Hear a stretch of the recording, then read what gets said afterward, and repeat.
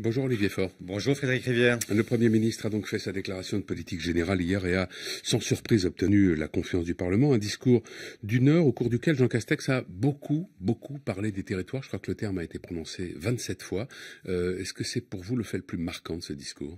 Ça révèle surtout en creux le fait que pendant 3 ans, les territoires ont été méprisés par le chef de l'État.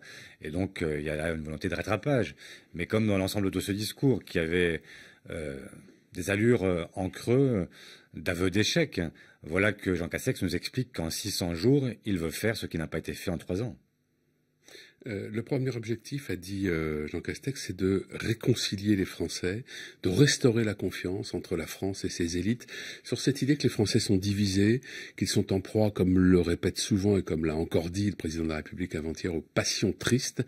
C'est un constat que vous partagez, ça? C'est un constat que tout le monde doit partager. Et c'est une réalité. Aujourd'hui, il y a un écart qui s'est creusé entre ce que vous appelez les élites et puis le peuple français. Ce n'est pas moi qui dis les élites, Oui. C'est le Premier ministre. Et même ce que, reprenons ce que dit le Premier ministre, mais qui en est à l'origine? Vraisemblablement beaucoup de monde, y compris moi, y compris nous.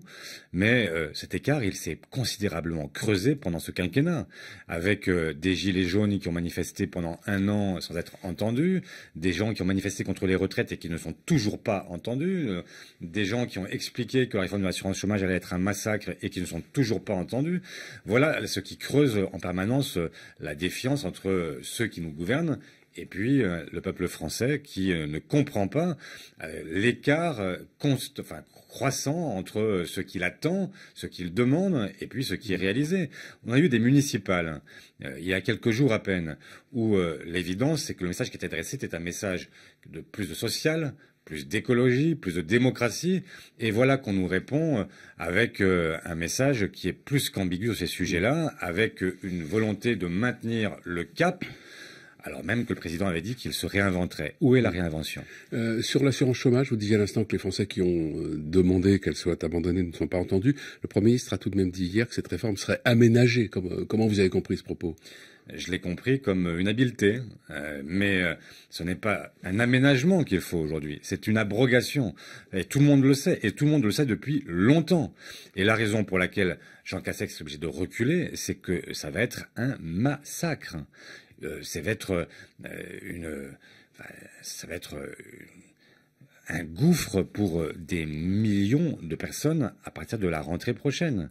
Je parle des familles, ce sont des centaines de milliers de gens qui vont être touchés, qui ne pourront pas toucher les allocations de chômage, pour d'autres qui verront cette allocation diminuer de moitié. Et donc, dans un moment où on va connaître 1 million de chômeurs de plus sur l'année qui vient, écoutez, l'évidence, c'est qu'il faut reculer sur ce sujet et il serait temps que le chef de l'État cesse avec le déni dans lequel il est demeuré jusqu'ici pour se rendre compte de ce qu'est le réel, et le réel lui impose de changer. S'appuyer sur les territoires comme l'a martelé donc Jean Castex suppose peut-être le droit à la différenciation, a dit le Premier ministre, avec une loi organique et une nouvelle étape de la décentralisation. C'est une ambition à laquelle vous souscrivez, ça, aller plus loin encore dans la décentralisation?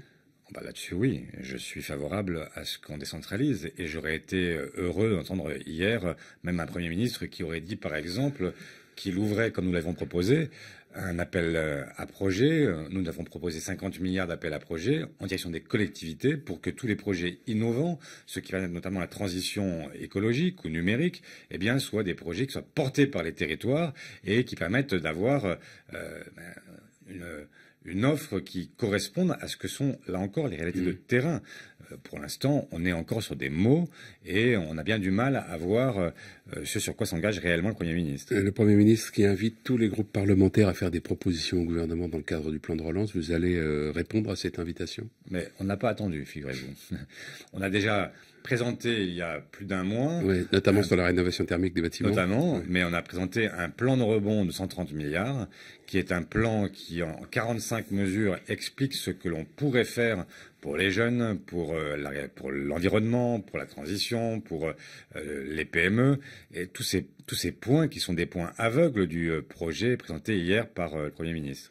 La France, a dit Jean Castex, c'est la République et celle-ci se trouve aujourd'hui ébranlée dans ses fondements par la coalition de ses ennemis, terroristes, extrémistes, complotistes, séparatistes, communautaristes. Est-ce que vous reconnaissez une France que vous connaissez dans ces propos? Il y a effectivement aujourd'hui en France des terroristes, même s'ils sont peu nombreux, et c'est heureux comme ça. Et il y a forcément des gens qui sont pour le repli communautaire, il y a des gens qui, etc. Mais je ne les mettrai pas tous dans le même sac. Je ne mélange pas, y compris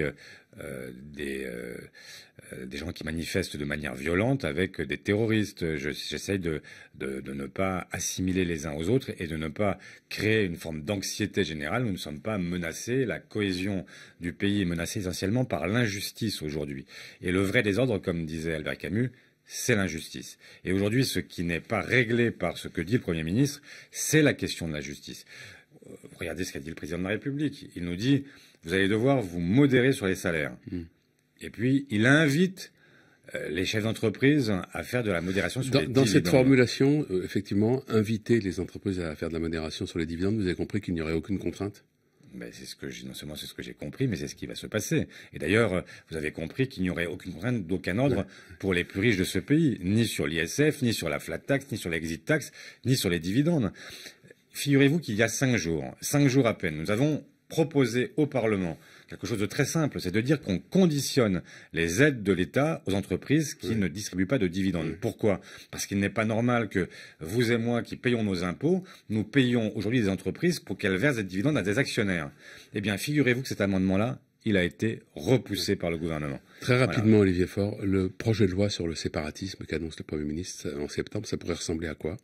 À rien. En fait, c'est une gesticulation de plus, c'est un écran de fumée. La réalité, c'est que si vous voulez vous battre contre le séparatisme, il faut tenir la promesse républicaine.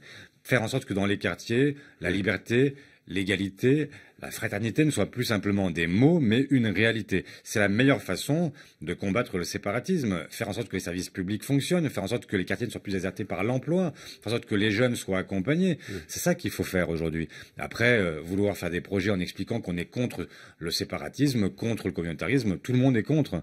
Et ça n'avance pas pour autant. Donc voilà, il faut plutôt que gesticuler, agir. Merci Olivier Faure. Bonne journée. Merci à vous.